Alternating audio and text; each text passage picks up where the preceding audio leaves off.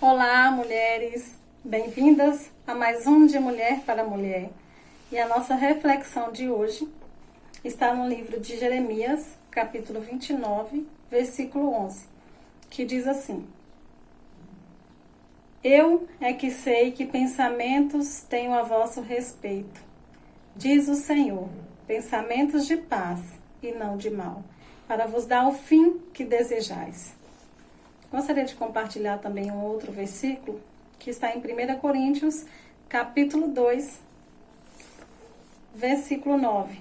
Diz assim: Mas, como está escrito, nem olhos viram, nem ouvidos ouviram, nem jamais penetrou em coração humano o que Deus tem preparado para aqueles que o amam.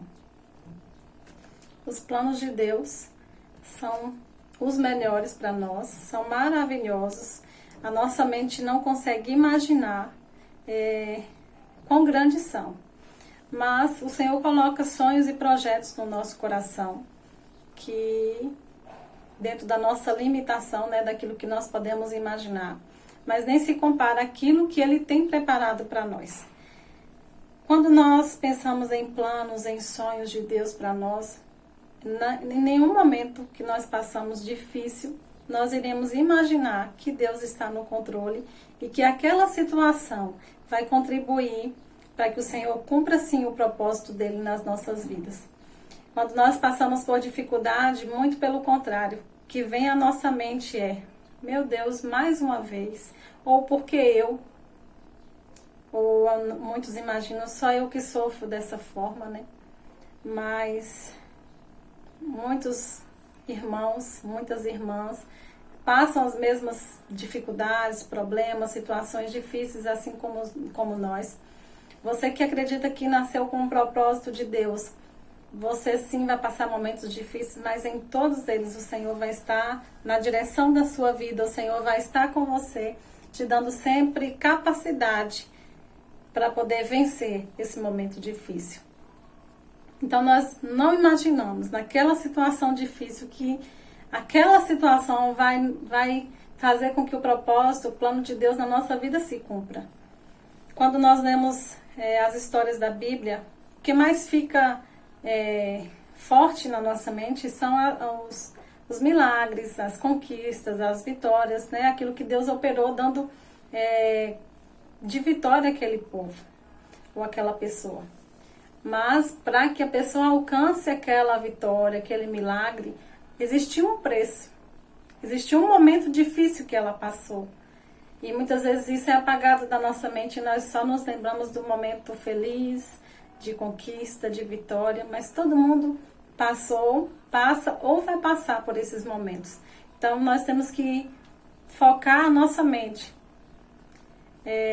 com o entendimento de que esses momentos difíceis vão passar e que vão contribuir para que eu e você, a gente vença sempre essas situações. Existe um ditado popular do mundo, mas que tem muito sentido, que fala assim: se a vida te der um limão, faça uma limonada, Eu acho que é assim. E tem muita lógica. Muitos podem pegar esse limão, partir a banda e chupar puro ou com sal. Mas muitos podem simplesmente colocar água, açúcar, mexer e beber e vai se deliciar com isso sem fazer nem careta. Então, essas também são algumas situações da nossa vida que esse limão representa. Nós precisamos entender que todos nós passamos dificuldades e momentos difíceis, mas a maneira pela qual nós vamos lidar com essa situação é que vai nos fazer vencer.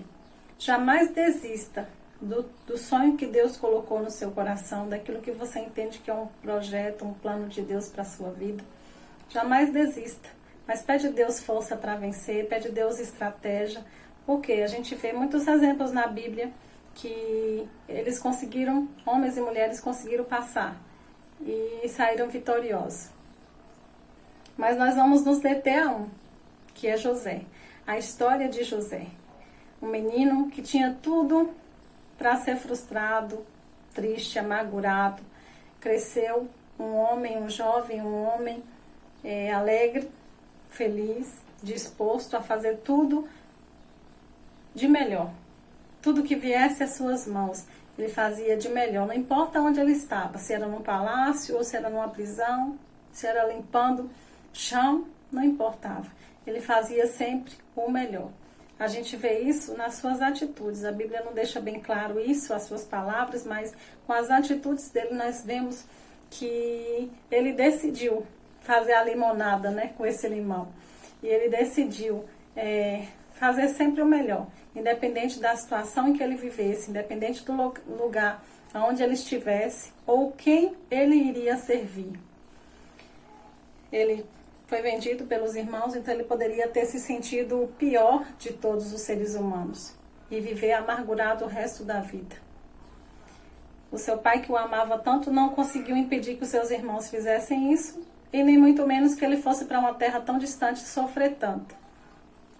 Mas o Senhor estava com ele em todos os momentos. E a Bíblia fala que o Senhor estava com ele e abençoava ele onde ele estivesse. Mas José, com toda dificuldade, chegou à casa de Potifar para servir Potifar. E ali Potifar viu nele alguém diferente. E começou a governar a sua casa, ter o controle de tudo ali. E Potifar viu que era um homem íntegro, reto. Porém, uma cilada para ele foi armada e injustiçado ele foi parar na prisão. E na prisão, ele continuou, mesmo sendo inocente. Olha que muitas vezes nós queremos nos revoltar com as pessoas porque nos julgam injustamente e nós queremos nos defender. José não fez isso. José foi parar na cadeia. E lá na cadeia, é algo que é mais interessante ainda. Lá na cadeia, ele conseguiu a confiança do carcereiro e o carcereiro deu a ele o domínio, o controle dos carcereiros ali dentro. Gente, vamos parar para pensar. Um preso tomando conta dos presos. Onde se viu isso, né? Mas José tinha tanta confiança, passava tanta confiança, tanta dignidade, tanta fé, que o carcereiro confiou nele. E por que então que ele precisava parar numa cadeia, né?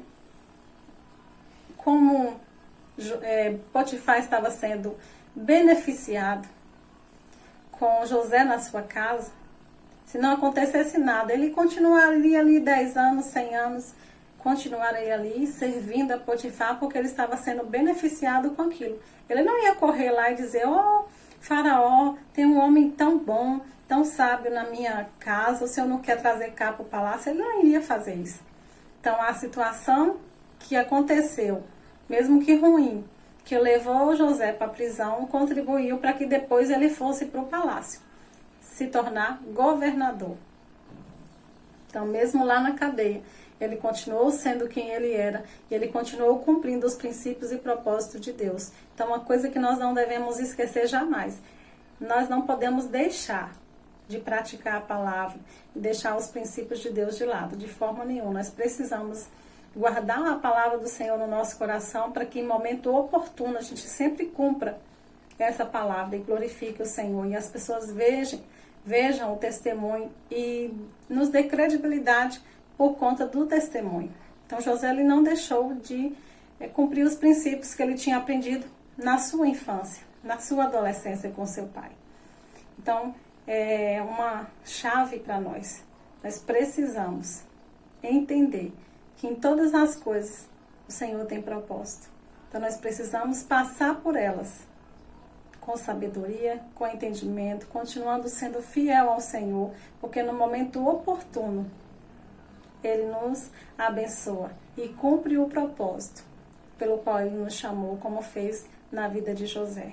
Um belo dia, José estava lá na cadeia, depois de já terem acontecido alguns episódios, algumas situações, e aí ele é chamado por Faraó.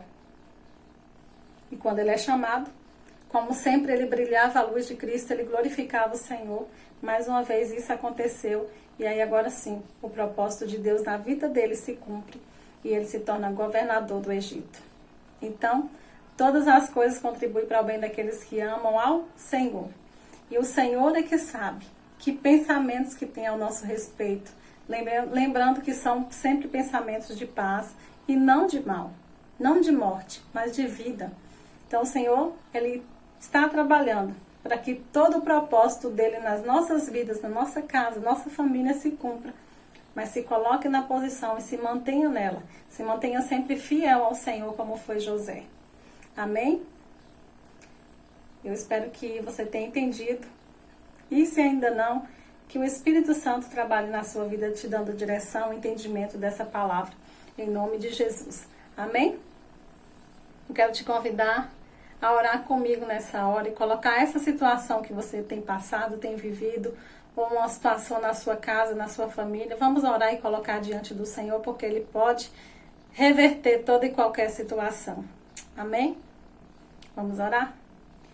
Pai, em nome de Jesus, glorificamos, Senhor, o Teu santo e poderoso nome. Te exaltamos, te bendizemos, porque nós cremos que nenhum dos Teus planos podem ser frustrados. Nós cremos que o Senhor está e sempre esteve no controle de todas as coisas, Pai. Entregamos a minha vida, Senhor, a vida desta irmã que está do outro lado assistindo, ouvindo essa mensagem, a família dela, a minha família, a nossa casa, Senhor. E pedimos ao Senhor a Tua bênção, a Tua direção. Meu Deus, que o Senhor opere com o Teu poder na vida de cada uma dessas mulheres em sua casa, meu Deus, aonde há uma necessidade, aonde há um momento difícil.